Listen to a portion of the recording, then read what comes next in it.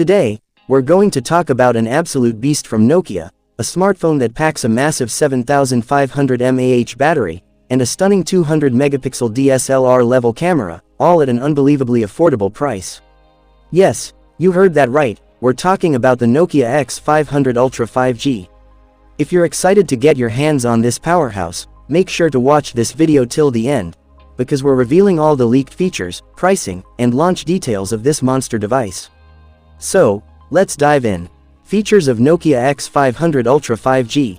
This smartphone flaunts a 6.85-inch Full HD Plus Super AMOLED display, with 2K resolution, delivering razor-sharp visuals. That's not all, it also comes with a buttery-smooth 120 Hz refresh rate, and an 240 Hz touch sampling rate for ultra-responsive gaming and scrolling. Plus, it's built like a tank with Gorilla Glass 7, and IP68 rating for ultimate durability. Camera setup. When it comes to cameras, the Nokia X500 Ultra is a true flagship killer. On the back, you get a quad camera setup, headlined by a mind-blowing 200 megapixel primary sensor.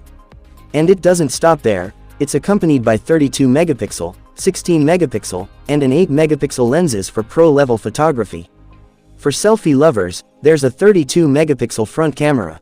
Performance. Under the hood, this beast is powered by the Snapdragon 8 Gen 2 processor, making it an absolute gaming monster. Whether it's high-end gaming or multitasking, this phone won't break a sweat. And for software, it runs on the latest Android 15, ensuring a smooth and futuristic experience.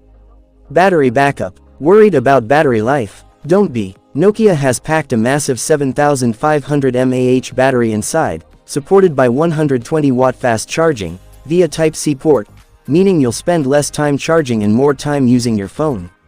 Price and launch date. Now, the million-dollar question. How much will it cost?